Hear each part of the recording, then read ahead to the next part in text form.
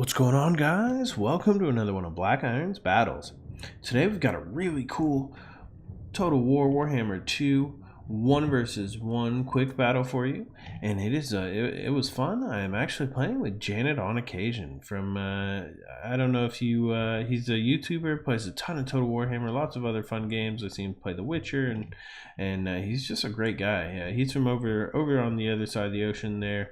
In England, and so it's very hard to get to play with those guys, but he was up really late, so we got a chance to have some fun, and this is definitely one of our more fun battles. So what we did here is we each got to choose the other one's faction. So I chose Crooked Moon for Janet, and he went ahead and chose Queek for me. So he chose the Skaven, he chose Queek specifically, so I brought Queek Head Taker, and I gave him Crooked Moon. So I gave him the Gobos, and he went real thematic with it.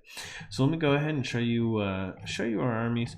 And if you haven't checked out JanetonOccasion's stuff before, he's just a blast. It's so much fun to watch his stuff. He really is pretty hilarious. And then also you see he does a lot of things with Gobo Kings. So they do like head to head and all sorts of different campaign stuff. It's really really one of the guys that I watch a lot of the videos myself.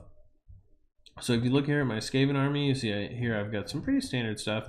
I do have a Warlock Engineer. We've got him right up front here, and he does have the Warpstone armor, which provides that Mortis Engine life draining effect. Direct damage all around him, little ticks, and I also have brought Warp Lightning. So you see, I really just went with one spell, so I kind of maximized my cost here, and I brought as many units as I possibly could. Over here on the right, we've got a Doom Wheel, and in the front, we also have a bunch of saves. So this is actually a subterranean map. I think it's the Warpstone Cavern. And so we were trying to be, I think, pretty thematic with it, even without, just we didn't formalize any agreements, but we both knew we were having a good time. Here in the front, we have 3 groups of Skaven slaves. We've also got 2 groups of Skaven slave slingers. So I've got just this huge slave army right in the front, ready to take on the goblins. And behind them is a bunch of plague monks. So I've got 4 groups of plague monks, and with their they've got pretty high melee attack, 36 there, and they should be able to do some pretty good damage.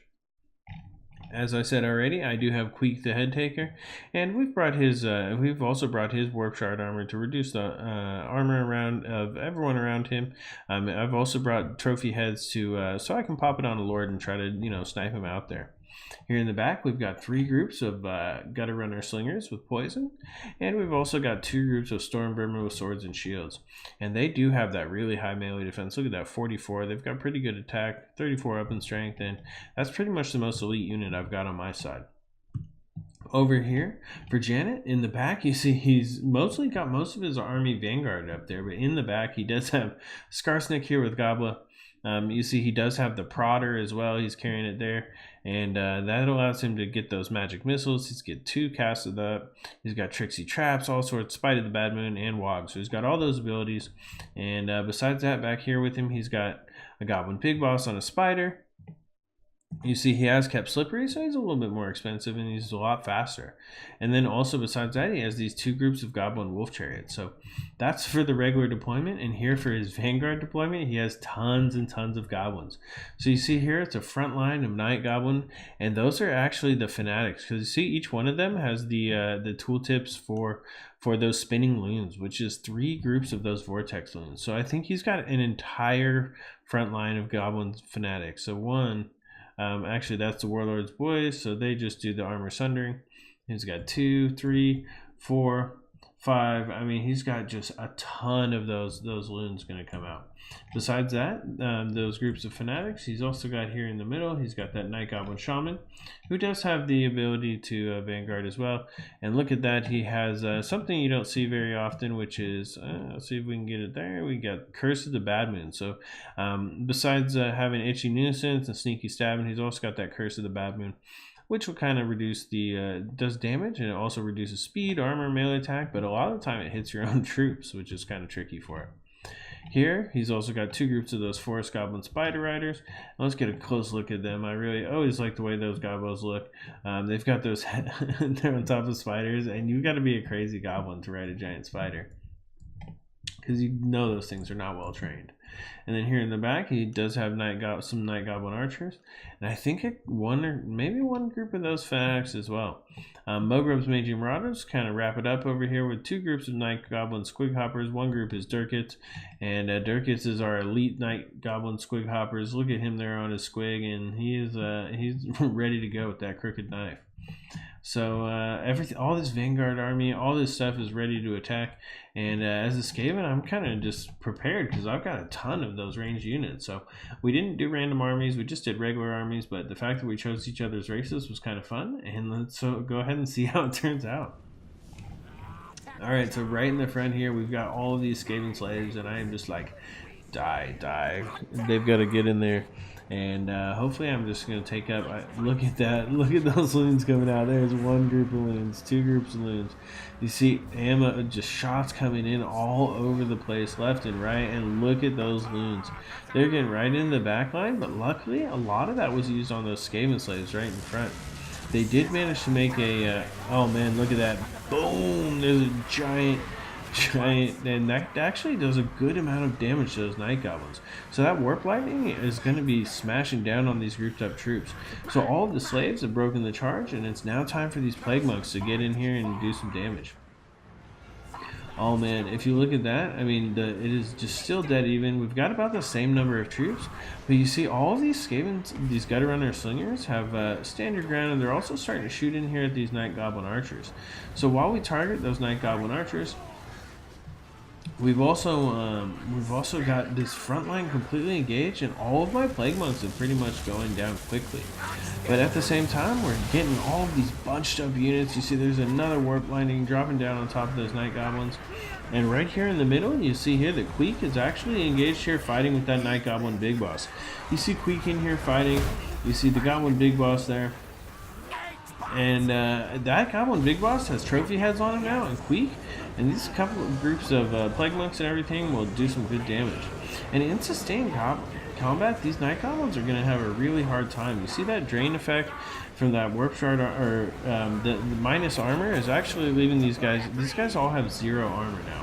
So with 0 armor, they really are taking good amounts of damage from those Plague Monks. Here in the back, you'll see that Night Goblin Archers are still firing in here. There's tons of shots coming in at that Doom Wheel. At the same time, Doom Wheel is already up to 42. So let's watch that Doom Wheel. You've got a few kills over here on those Goblin Spider Riders. At the same time, these Plague Monks here are up to 34 kills. And, you know, without the Rusty Arrows, you notice there was not the Rusty Arrows on Janet's team. He's going to have a hard time penetrating the armor of that Doom Wheel.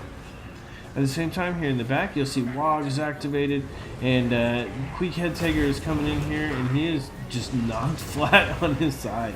So he is knocked completely down, and at the same time, these Gutter Runner Slingers and those Plague Monks are starting to kind of make their mark. There's really no answer yet for the Storm Vermin. Storm Vermin are kind of cut here through, and we've got pretty much through that entire front line. Here in the back, you'll see there's another huge hit with the Warp Lightning, and we are just casting that left and right with that Warlock Engineer. He is already up to 70 kills. Look at those Durkit Squig Hoppers coming in here, and they're gonna send that Engineer flying and get right here into those Gutter Runners. And over here on the right, you'll also see that Spider the Bad Moon is just landing over here, and it is just dancing off. I mean, if it is just all off on its own, and it is actually going to get right into those Warlords boys, and that'll actually hurt them a little bit when they get into the back of these Gutter Runner Slingers. These Gutter Runner Slingers have 28, and right now these guys only have 6 melee attack. So we actually are able to get those Skaven Slave Slingers turned around. We're able to right in here, we've still got the Warlock Engineer who's draining the health of these guys, and it's starting to move a little bit in my favor. The fact that Goblins are they're not too sturdy is a lot of these Storm Vermin, even with 92 kills at this point, they're just slowly routing off all of these units here in the back. There's still a few units left, and you'll see there's just corpses all over. There's just dead rats, dead goblins. This was a high number of troops. Here in the back, we've still got all of our Gutter Runner Slingers. They're still firing in here. And these Warlords boys and these other units of Night Goblins are going to have some hard time getting through them. Boom! Look at that. Those goblin wolf chariots come in here, but oh, at the same time, you see that as the Skaven, I'm able to get another one of those warp lightnings off. And Queek is in here. He was fighting again against that goblin big boss, which is actually finally down to 120 health. It's only broken, but I'm not sure if it'll be able to turn around and get back onto the field right before the edge. Here in the back, you'll see some of these Skavens are actually starting to return. We've got some slingers, we've got a few of the plague monks, but most of our... Oh, there's another group of loons. Look at that, just spinning right through that group of gutter runners and doing some major damage. Here in the front, you'll see Skarsnik is actually finally caught up. Night Goblin archers are in here, and I mean, most of these units are routed and returning, but now it is just Queek against... Oh, and he is just knocked out of the way by Skarsnik, who activates Wog. And Skarsnik against Queek, this 1 versus 1 with these enemy chosen factions, and Queek's got to get out of there. You see that? That is awesome. That is Skarsnik covered in runes of power. Look at that. Trixie Traps, Wog, Spider the Bad Moon. He's got everything activated, and he's chasing Queek down. At the same time, boom! Another Warp Lightning Cannon drops on that Night Goblin Shaman, but it does not do a lot of damage. And now there's 2 units who are fighting here against Queek, but we have managed to kind of grab up our routing units, and we are going to make one last play for the victory. Here in the middle, you can see here that Janet and I are kind of fighting for the end of the battle here. I mean, we're a little bit higher, and you see we're getting some rats coming in here, but those are again only some Skaven slaves. They're not anything super special. So. Same time, it's enough to rout off that Night Goblin Shaman. You see here, Queek is almost killed, but Skarsnik now has trophy heads on him, so his melee attack is way down to 22. And with trophy heads on him, he's going to be easy pickings for these units over here.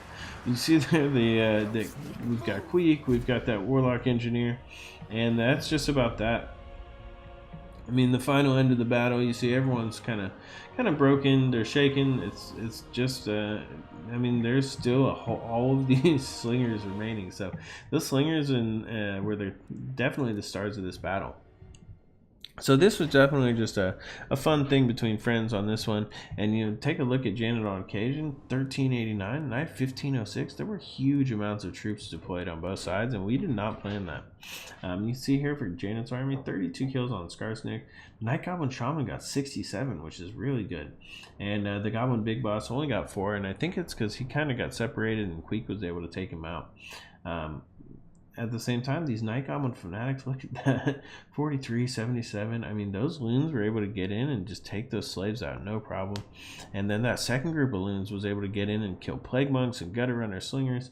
The loons were just non-stop action. That was so much fun. When I was playing it, I just kept seeing more and more groups of loons popping out in my battle lines. You see here, like always, the 2 regiments are renowned. They performed really well. Those AP Gloonies, almost 100 kills on them. And even Mogreb's Mangy Marauders, 117 kills. The Goblin Wolf Chariots were just smashing through my lines. I mean, 100 kills on... I mean, look at that. I took 1,033 losses. So, so many units got so many kills. But at the same time, a lot of it was these Skaven Slaves and these Skaven Slave Slingers, which between them, I mean, they had 27 kills. Not too bad, but they actually almost equaled up between them to one group of those Gutter Runners. The Gutter Runners, one group had 77 kills. They were able to kind of help take down those Night Goblin archers, and they were slowing, distracting. The Doom Wheel was able to really do some good damage. You see there, it's up to 2 chevrons. So besides getting in the back there, it was able to put some good hurt on just all sorts of different units. I mean, in the back lines, it was able to smash through 70 kills, 2 chevrons, and these plague monks, you know, they died pretty quickly, but they did their goal. The main thing here was these storm vermin with sword and shield. They were definitely, once the game wore on, it was pretty hard for Janet to get through. And the Warlock Engineer with those Warp Lightnings blasting down 120 kills. Overall, though, it was just tons of fun, tons of thematic battles. The fact that it was in that underground warpstone cavern, and that just made it such a blast. And we really did the underground attack. So I want to thank you guys all so much. I hope you enjoyed this. If you guys got any other theme ideas or any army lords that you want to see face off the battles, grudges of the ages, let me know. We'll set it up. I'll get one of the other YouTubers to play one of the armies, and I'll play one of the other, and we can do some themes, or just let me know if you guys have some ideas. So thank you guys all so much for watching. Please subscribe below for more great online content. This is BlackIron, and this has been another one of BlackIron's Battles.